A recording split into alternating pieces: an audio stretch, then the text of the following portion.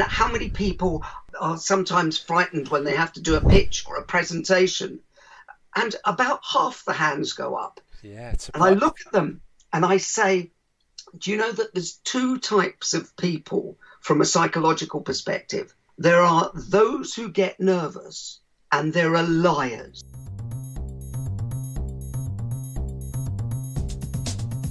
What if you had the opportunity to have a coffee with your 18-year-old self? What advice would you offer? And would you actually take the advice on offer? I'm absolutely fascinated by that question. I interview people from all walks of life, from Heineken Cup winners, New York Times bestselling authors, local taxi man, you name them, I've interviewed them. Be inspired, learn and grow from the experience of others. Welcome to the What I Know Now podcast with Mark Kelly. I've got Paul Boross as on my guest today. I'm delighted to have him on the show. Paul is the pitch doctor, psychologist, author and performance specialist, an international recognised authority on communication, presentation, performance and the art of science of persuasion. Paul regularly features on conferences and TV, and he's worked with the top 100 leaders in Google and also Richard Branson, to name but a few. Welcome to the show. Thanks very much indeed, Mark. Lovely to be here. I could have actually read about another 2 minutes about your achievements and your books and just some really, really good stuff. I'm delighted to have you on the What I Know Now show. Well, it's absolutely my pleasure. You've had some wonderful guests on it, and I'm just very happy to talk to you and share some of our experiences. So tell me about your journey to now, because you don't necessarily grow up as a 2 to 3 or 4-year-old go, I'm going to be a pitch doctor or an expert in persuasion. So tell me how that happened. No, I definitely wasn't quite that sad as a 2 or 3-year-old. Like everybody else, I wanted to be a footballer, to be honest with you. But that didn't quite work out.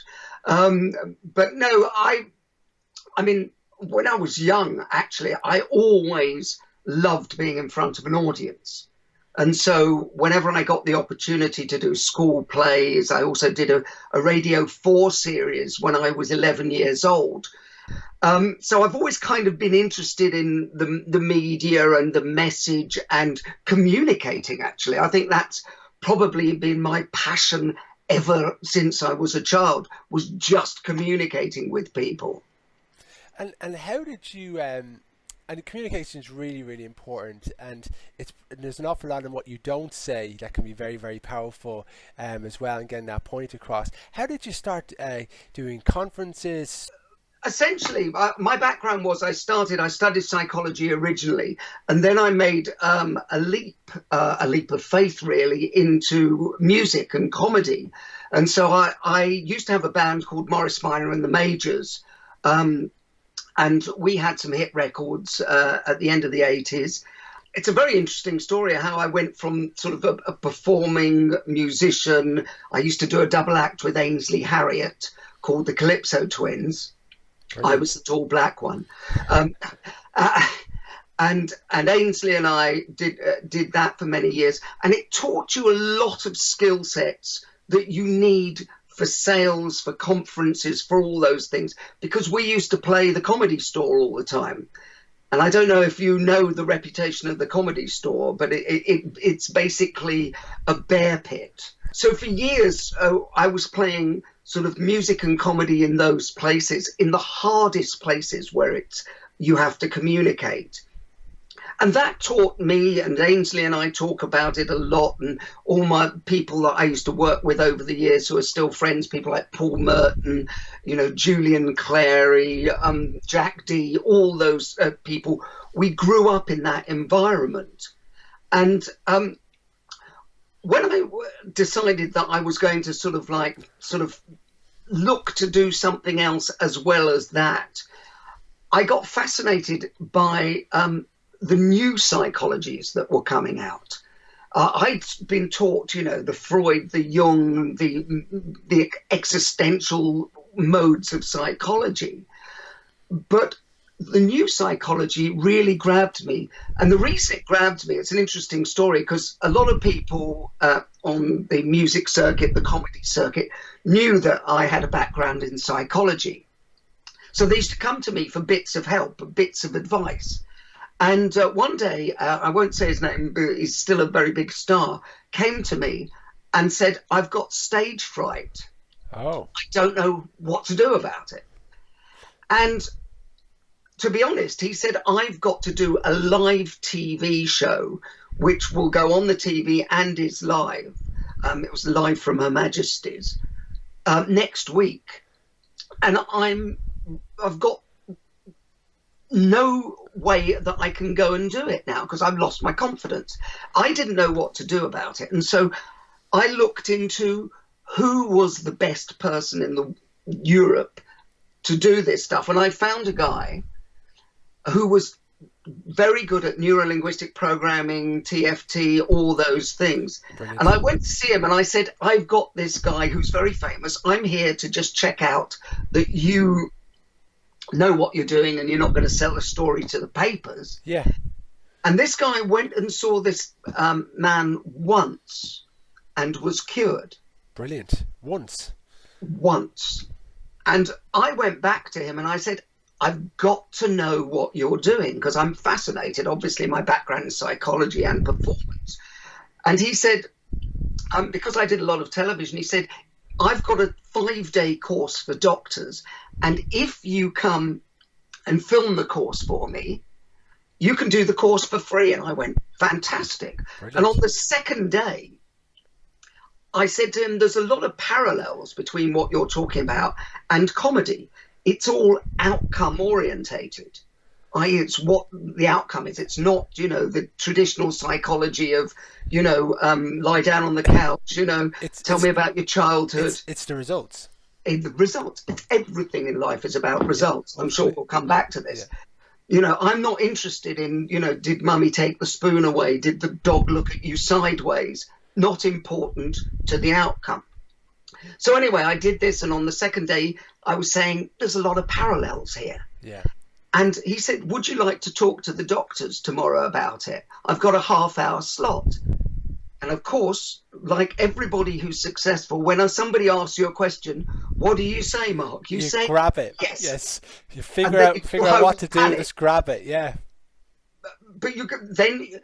all successful people, as you know, Mark, because you work with them and you interview them, have the ability to say yes, even when it scares them. Yeah, and you do be scared because you're sitting there going, how am I going to get myself out of it or get into it? But you do jump in and go, let's go with it. Okay, well, it's really interesting because you're saying you're scared. I've worked with some of the biggest names in show business, biggest CEOs in the world, politicians. And, I always say to people in audiences, how many people are sometimes frightened when they have to do a pitch or a presentation? And about half the hands go up. Yeah, and I look at them and I say, do you know that there's 2 types of people from a psychological perspective? There are those who get nervous and there are liars. Yeah, you're spot on. Yeah, and I've been speaking for nearly, at least 10 years anyway, and I'm doing a TEDx talk in October, and sweat is coming down my face when I think about it, because I've got a certain time limit. I have to have just one team, and I'm up this morning, 5 a.m, going over it, just because I just don't want to F it up, that it's getting me to the point. And I've told people about it now that I'm like, oh, I cannot mess this up. But I have to be honest about it. I do feel that nervous energy, which is good and bad. Well, no, actually, it is good. And here's a really simple tip but for you and for anybody else who's watching.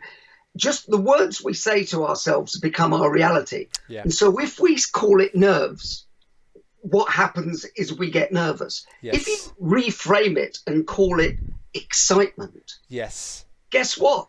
The same things happen physiologically, but you just go, oh, and now if you start saying, I'm really excited about this TEDx talk, a smile will come on your face. Yeah. And you'll still have that adrenaline rush, but it will be controlled.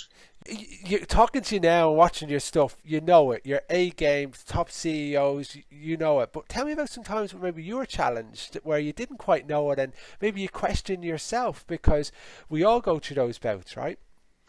Yes. Well, I mean, doubts are normal. I mean, funnily enough, a friend of mine who's a very high CEO who I was at school with, And the funny thing is that if you were at school with people, you cannot believe that anybody you were at school with is now sort of running the world. Very true. Because in your head you're thinking, last time I saw them, they were being sick in a bush. Still disco. Yeah.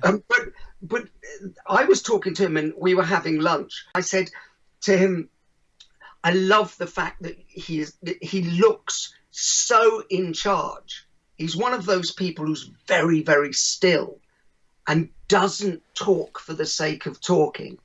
I mean, thinks about it. And I go, I love that thing that you do, whereby, and it's very Zen-like. Yeah. And he says to me, most of the time, mate, I just can't think of what to say. Wow. That's so funny. I know that. You know that. But nobody in the board or anywhere around knows that, because actually it's the way you look, the way you act, and everybody presumes he is in charge because he acts as if he is in charge. I love that. Act as if. I love that. And that's it, where you kind of, your posture, your smile, and you're zoning in. It's absolutely brilliant. And you're right, people do have bouts. They can be the highest players in the world. They drop a confidence. That's why they have their coaches on the 18th, right? Well, exactly. I mean, I've worked with a lot of sports people over the years, but we always talk about the top 3 inches is what makes the difference in any sport, but also in any business. It's your attitude dictates your altitude. Yeah, definitely. And those top sports people, if they get, I've worked with, say, Premiership footballers, if they just get that lack of confidence, they are lost. Yeah. They because they're not doing it instinctively anymore. They're going, I should make a run to the near post. But by the time the conscious brain has come to that conclusion, it's too late, or they do it half-heartedly, because we are all at our bests when we're in the moment. Yeah. When our unconscious is doing the work. Exactly. And what I'm also fascinated about sports stars, and from meeting them and speaking to them, is their routines, how they set themselves up, how focused they are to doing right. Sometimes the socks, put it into their bag in a certain way, the lucky teddy bear. I was like, what? Like these little kind of key milestones that they have to have. And then they'll be at that kind of Zen-like, or in the zone kind of mindset. You referred to that 3 inches aspect. You've obviously seen a lot more than me, but it is absolutely fascinating to see how people drop their confidence or increase their confidence, or playing with a real zest. Well, you talk about all those little habits, Mark, and it's really interesting you do talk about them, because some of them are what we call in psychology anchors. So people get anchored into a good state. I mean, I always think that, if you see Johnny Wilkinson do this before he kicks. Yes, or Owen Farrell, yes. Or Farrell, yeah. They've got these little things. What happens is, as long as they do that same thing, they go into state, and it bypasses the frontal lobes and bypasses the conscious mind. So they're immediately in state. Yes. Lots of performers do it as well. They may have, as soon as I set my foot on the stage, bang. Literally, the mind can't tell the difference between something that's real and something that's vividly imagined. So what happens, and people always go, well, hold on, how does that work? I go, horror films. Yeah. Is there actually a guy coming out of the castle with a knife? No, there's not. But your brain still fires those same neural pathways, and you jump. Yes. And you're nervous because of the fact that if you vividly imagine something, you will do it. This is one of the reasons that I think some kinds of therapy can make situations worse. Yeah, very true. If you say, if somebody had a car crash, for instance, and you keep going, and how did you feel? Yeah. Oh, that must have been terrible. And what happens is, in order to access that part of the brain, the person has to go through the same feelings and feels bad again or feels shocked again. Yeah. A lot of the time, what we want to do is get rid of that stuff, put it behind you. I know. Rather than actually, go over and over. And people say, well, yes, I did get cured. And I go, how long? And they go, well, 2 years. And I go, well, I could do that in 2 sessions. Do you know what's really funny when you say that to me? I'm not sure if you ever seen or heard of a guy called Keith Cunningham. He was the guy, he made 100 million and he lost 100 million. He went bankrupt. And he was building back up his business, and reporters at every stage, whether you're doing a podcast or an interview, would start off going, here's Keith Cunningham, he lost 100 million. How did that make you feel? And he got to the stage, he's like, if I'm going to do an interview with you, do not mention that to me. I will walk away. But you see, why? It's amazing, isn't it? People love bad news. They do. And so why wouldn't you? Because if I was interested, I'd go, how did you make 100 million? What was your thought process? How do we actually find out how you modeled that? 100%. Yeah. I'm interested. By the way, I'm not interested in anybody how they lost 100 million. Yeah. But if he accesses how he made 100 million, he knows how to do it again. Well, funny enough, he's worth about 500 million now, right? So it's the case of he has that muscle that he just triggered it. So it wasn't a concern he went bankrupt, he could do that. Hope you enjoyed the first part of Paul Boross's amazing story. Click on to WIKN.co for the second part, or check it out on iTunes or any Android podcast of choice. See you shortly.